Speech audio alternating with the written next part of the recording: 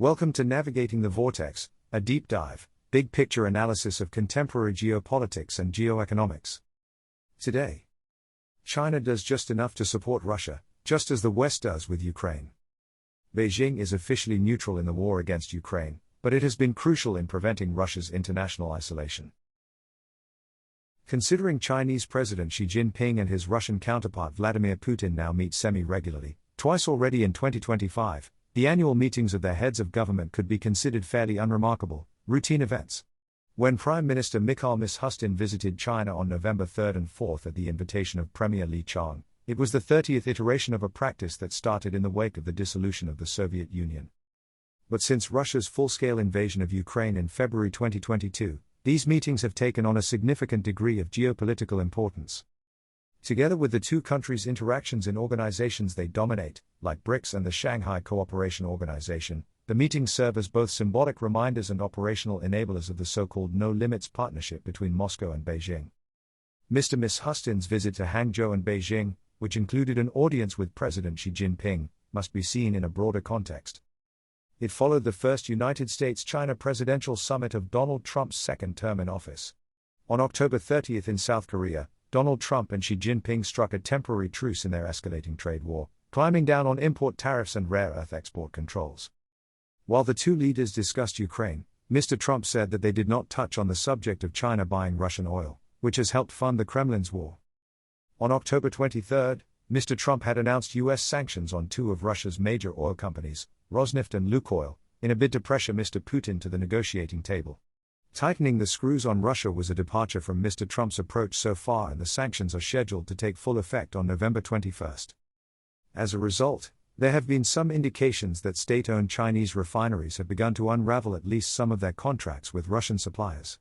This may well be enough for Mr. Trump to avoid imposing any further secondary sanctions on China, which might otherwise undermine his efforts to negotiate a more favorable trade relationship with China. Even if Mr. Trump were more determined to use America's significant economic leverage in pursuit of peace in Ukraine, China is unlikely to bow to any pressure. On the contrary, the joint communiqué issued after Mr. Li and Mr. Mishustin's meeting was unequivocal in reaffirming that China and Russia will always regard each other as priority partners and properly respond to external challenges, including by making all necessary efforts to cooperate with each other in opposing unilateral coercive measures.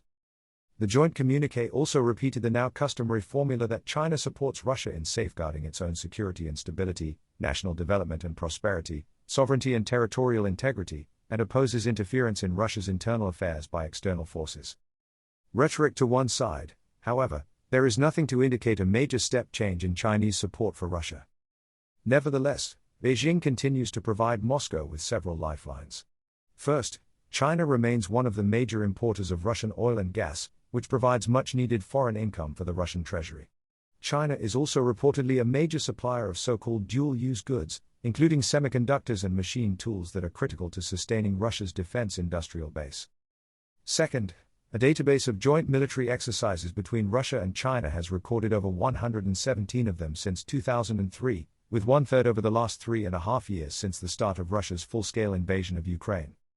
After some initial concerns, China also appears to have acquiesced to the military aid that North Korea has provided to Russia to date, and that is likely to increase in the future.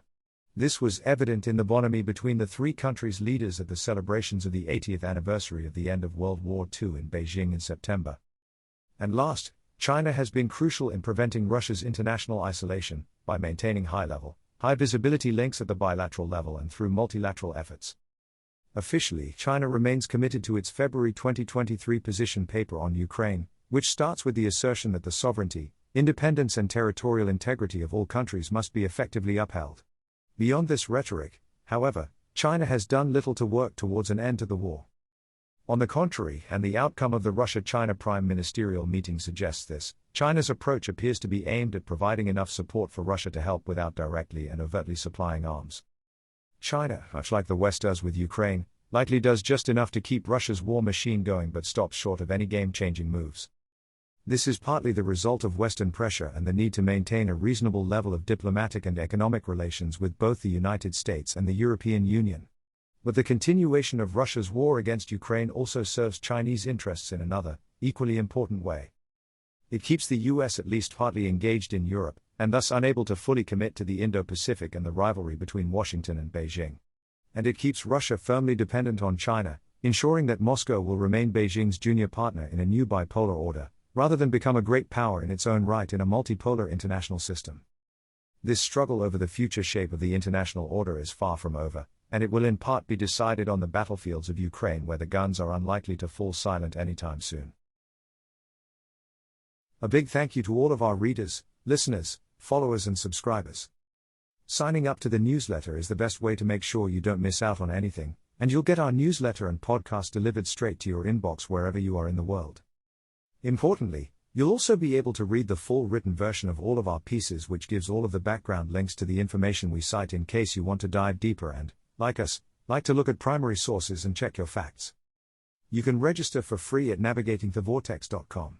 You can also subscribe for subscriber-only access to comments and chats and other special subscriber-only benefits.